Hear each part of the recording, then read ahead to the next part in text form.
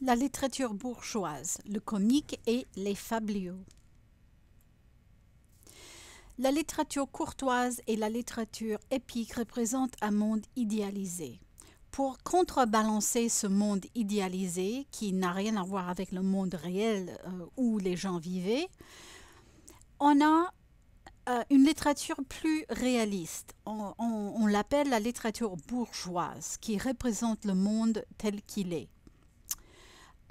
Cette littérature bourgeoise fait pendant à la littérature courtoise et c'était destiné à toutes les classes sociales, pas simplement la classe qui n'était pas noble.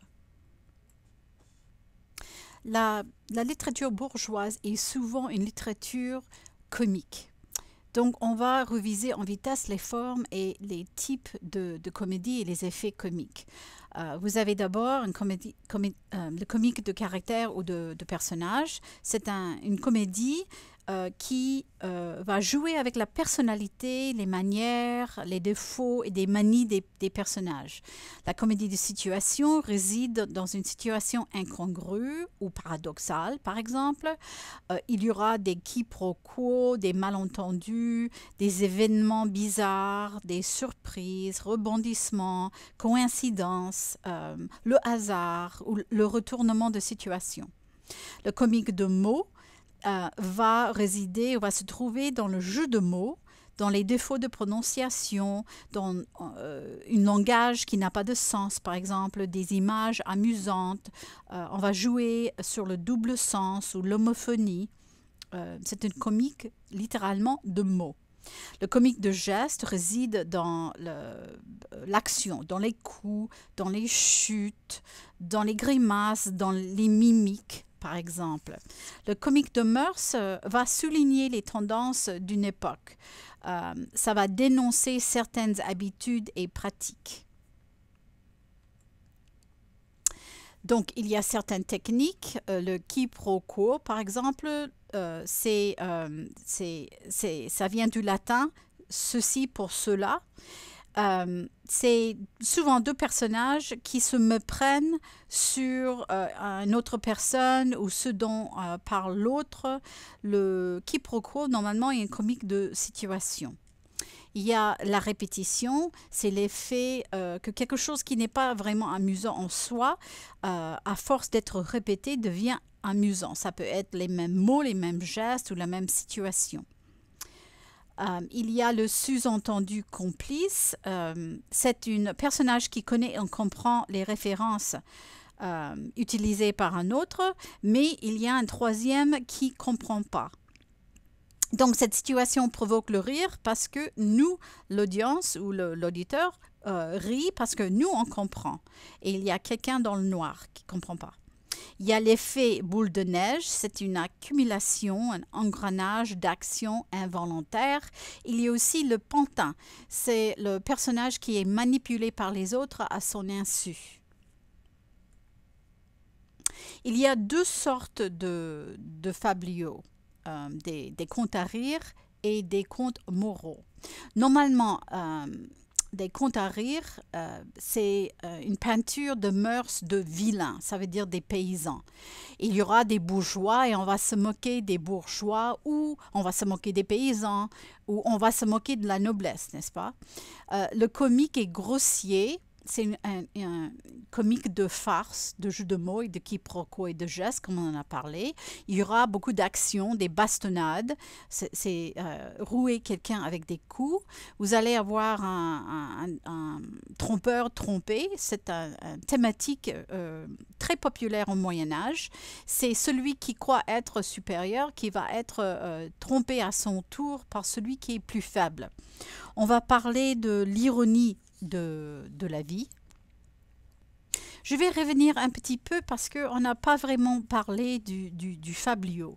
Fabliau vient du latin fabula, ça veut dire récit ou histoire. Il y a une grande diversité des fabliaux, mais on peut trouver quelque chose en commun. C'est un récit qui a généralement pour cadre un quotidien représenté de manière réaliste. C'est la vie de tous les jours, celle du Moyen-Âge, qui est mise en récit. Les personnages sont très rapidement esquissés. il représente un statut social, un type donc, le bourgeois, le vilain, la femme, le prêtre, le riche commerçant. Et souvent, on va les présenter satiriquement. Ça veut dire on va souligner leurs défauts.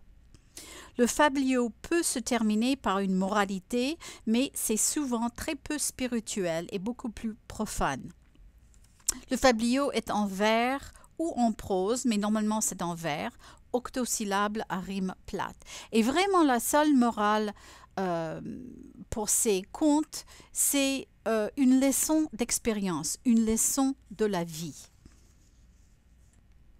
Souvent, ces fabliaux sont d'une comique satirique. Comique parce que le texte provoque le rire, satirique parce que le texte dénonce par le ridicule les travers et les défauts attribués à ces types sociaux.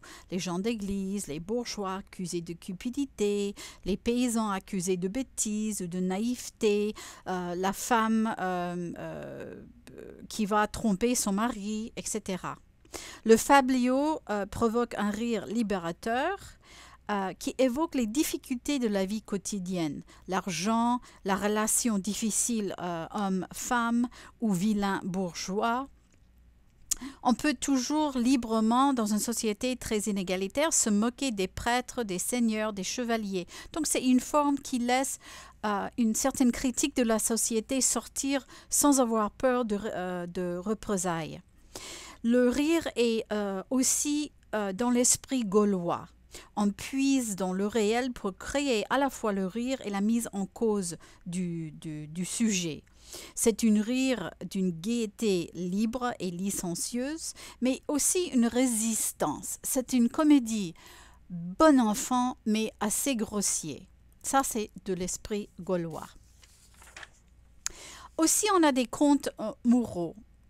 Ils contiennent normalement un enseignement moral. Ils font appel à notre émotion. L'intrigue est beaucoup plus soignée pour mieux dégager l'enseignement moral. Donc, ce sont des contes, des fabliaux un petit peu plus complexes. Et parfois, c'est à cheval entre conte à rire et conte moral. Et c'est difficile de faire la différence entre les deux. Un exemple, ça sera Estula. C'est un conte moral ou un conte à rire. On va voir, l'intrigue est compliquée. Le comique repose sur pas seulement un seul quiproquo, mais une cascade de quiproquos. Il y a la comique de l'incompréhension de langage. Es-tu là le nom de chien? Ou es-tu là? La phrase, la question. Et donc une comique de situation, comique de mots aussi. On a le portrait satirique du curé. On se moque de l'esprit paysan, naïf, simple, mais aussi cupide, qui veut garder tout pour lui. Vous avez le thème du voleur sympathique, les deux frères qui crèvent de faim et ils commettent un crime, bien sûr, mais c'est un crime causé par le besoin. Donc, on comprend pourquoi ils volent. Et on n'aurait pas besoin de voler si le paysan avait assez de charité de partager, n'est-ce pas? Donc le moral, c'est vraiment regarder ces deux jeunes hommes qui sont forcés à commettre un crime, un péché parce qu'ils ont faim, n'est-ce pas? Donc c'est un rappel que la charité est la première vertu. Ici, j'ai voulu vous montrer que ce côté gaulois, ce jeu de mots, mais c'est aussi en image. Ici, vous avez, et je n'ai pas besoin d'expliquer, l'homme, il a une grande clé et la dame porte une boîte. Lui, il est en train de serrer la clé dans la boîte, n'est-ce pas? On n'a pas besoin de Freud pour comprendre. Donc, voilà les fabliaux et l'esprit gaulois.